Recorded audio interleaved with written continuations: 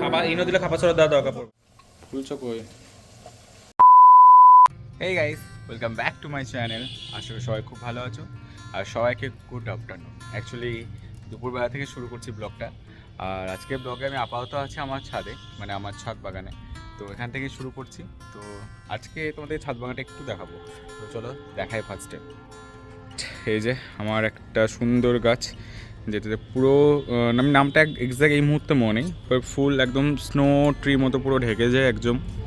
পুরোটা একদম যেন মনে হয় যেন একদম বরফ পড়ে আছে পুরো গাছটায়। তাই পুরো গাছ জুড়ে ফুল হয়, ফুলগুলো আরও ফুটলে আরও সুন্দর লাগবে। এখান থেকে শিফট করে চলে আসবো এই দিকটাতে।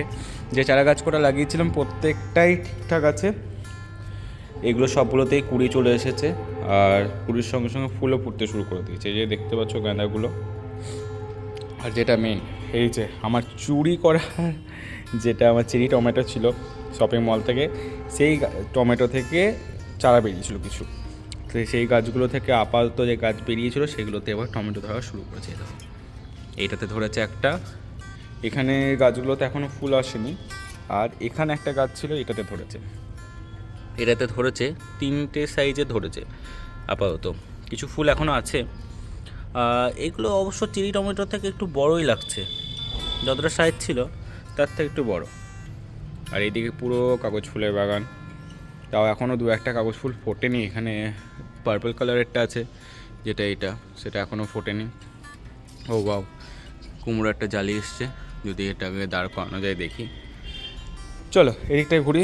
এখানে আমার একটা গোলাপ ফুটেছে, আরও একটা কুড়ি এসেছে, কিন্তু গোলাপের যত্ন সেভাবে করা হয়ে উঠছে না অ্যাকচুয়ালি, যতটা ওদের দরকার টেক কেয়ার।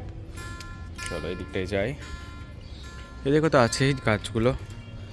আর কি দেখানো ছিল, হ্যাঁ এদিকটায় তো ধনেপাতা লাগানো হয়েছে এই দিকটাই কালকে, যেগুলো আমার হোমমেড, যেগুলো হারভেস্টিং করছি, হারভেস্ট করে যেগুলো করা হচ্ছে। আর যেটা আমার বেগুন গাছ দেখানোর, বাড়িতে একটা বেগুন খাওয়া হয়ে গেছে, আবার ধরছে। এই যে 1 2 3টে, এখানে এইদিকে একটা 4টে। আশা করছি বেগুনটা থেকে ভালো বেগুন পাবো। এখানে ধরা হয়েছে। আর এদিককার কুমড়ো গাছগুলো আছে, আঙুর গাছটা অনেকটাই বড় হয়েছে। এখানে একটা লাউ গাছ লাগিয়েছিলাম, গাছটা বড় হয়েছে। এই যে জানি না কতটা কী দাঁড়াবে, বাট এখন তো ঠিক আছে। আঙুর গাছটাও বড় হয়েছে, আশা করছি যে আঙুর গাছটায় ফুল পাবো। এখন দেখি, অনেকটাই বড় লতা হয়েছে, বড় মুশকিল। এখানে একটা লাউ গাছ লাগিয়েছিলাম, কোনোভাবে বেঁচে তো আছে, এখন দেখা যাক।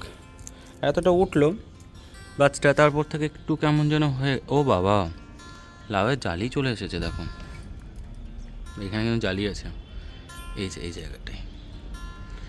দেখা যাক এখন কি হচ্ছে। লতা বেরোচ্ছে মোচে এটা সাইড থেকেও। আর এই দিকটায় কিছু সেরকম, এগুলো পাতি গোলাপ যেটা রেগুলার, এগুলো ফুটছে টুকটাক। এখানে তো অ্যাডেনিয়াম ফুটেছিল খুব সুন্দর, আবার কুড়িয়ে এসছে। এটা থোপা অ্যাডেনিয়ামটা আমার। আর এই দিককার কিছু গাছ, এই যে বললাম না আঙুর গাছটা অনেকটাই বড় হয়েছে, এদিকে অবধি চলে এসছে। এখানে ড্রাগন ফ্রুটটা এখন কিছু হয়নি। এখানে একটা আমার কুমড়ো গাছ আছে, যেটা জালি এসেছিলো কিন্তু কাকিমা ভুল করে তুলে ফেলেছে। আর একটা আসবে হয়তো ওদিকটাই সামনে। এখন যদি হয় তো দেখা যাবে এখানটা থেকে, যদি কিছু টবে হয় কিছু। বাড়িতে বলছে হবে না টবে কুমড়ো, বাট আমি ট্রাই করছি যে টবে কিছু ধরানোর। লেবু গাছটা ছেড়ে দেওয়া হয়েছিল, আবার পাতা বেরোচ্ছে। দু একটা লেবু ধরে আছে হয়তো, হ্যাঁ এই যে 1 2টো ধরে আছে। গাছটায় ভালো লেবু দেয়, ইচ্ছা হচ্ছে ওটাকে ওই বাগানে শিফট করার। প্রচুর সর্ষে গাছ বেরিয়েছে, সর্ষের কাকিমা ফেলে দিয়েছিল, কিন্তু কিছু কাজে নেই, আমরা সর্ষের শাক সেভাবে খাই না, তো তার জন্য আর কি। বা সূর্যটা একদম মাথায়, যদিও রোদের টেস্টটা অনেকটা কম এখন। চলো এদিকটা যায়। শুধু আমার এই নাক চম্পাটাই ফুল আসছে না কেন বুঝতে পারছি না, এত লম্বা হয়েছে, মিনিমাম 14-15 ফুট তো হয়ে গেছে, হ্যাঁ প্রায় 14 ফুট, কিন্তু হচ্ছে না।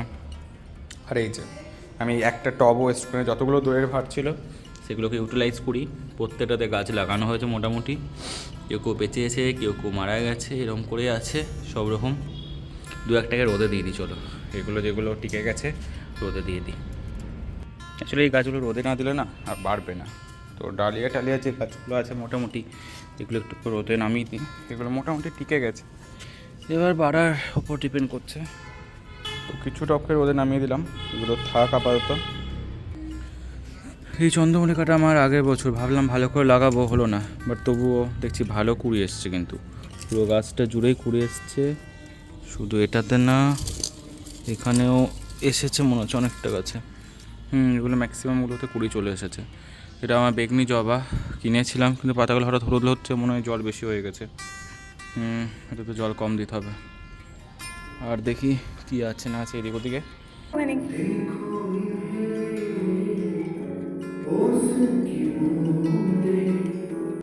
এটা হচ্ছে আমার ওয়ান অফ দ্য দুষ্টু ক্লাসদের ব্যাচ। দুষ্টু না, দুষ্টু মিষ্টি বলতে গেলে, মানে মিষ্টি পরিমাণটা বেশি, বাট দুষ্টুমি করে, বকা খায়, আদরও করি প্রচুর। আর সত্যি কথা, এরা আমার একদম মনটাকে ফ্রি করে দেয়, মানে যতক্ষণ সারাদিনে টেনশন থাকে বা কিছু থাকে, এদের ক্লাসটা নিলে জাস্ট মানে মাইন্ডটা ফ্রি হয়ে যায়। এরা একটা সময় ঘাড়ে পিঠে বসে, মানে সত্যি কী বলবো, খুবই এরা মানে সত্যি বলে না, বাচ্চারা বাচ্চাই হয়, মানে ভগবানের রূপ, তারা সত্যি মানে অনেক কিছু পারে। তো ওই আর কি, এদের ক্লাসটা মোটামুটি হওয়ার পর আবার কাজে ফিরতে হবে। চলো তাহলে। তো সন্ধে হয়ে গেছে, এই যে এখন রাত্রিবেলা, ওই যে চাঁদ মামা আমাদের। আর আমি একবার বারান্দায় এসে সমস্ত পাখিগুলোকে আমার সেট আপে ঢেকে দিলাম, কারণ এদিকটা ঠান্ডা আছে, রাত্রে ঠান্ডা যাতে না ঢোকে। এই যে আর একটু কভার করতে বাকি আছে, জলটা ছিল না বলে আমার লাভবারটাকে একটু জলটা দিলাম, গরম জলটা, যদি খায় তো একটু খেয়ে নেক, আর একটু খাবার দিয়ে রাখলাম, তো একটু খেয়ে নেক, দেন এটা ঢাকা দিয়ে দেবো। চলো তাহলে এখান থেকে আবার যাওয়া যাক। খাবার ইনো দিলে খাবার ছড়া দেওয়া দরকার পড়বে না। এখানে হ্যাঁ হ্যাঁ ওই টাইপেরই, মানে ইন্ন আলাদা জিনিস, দই ওটা আলাদা জিনিস, ওটা তাহলে ইনো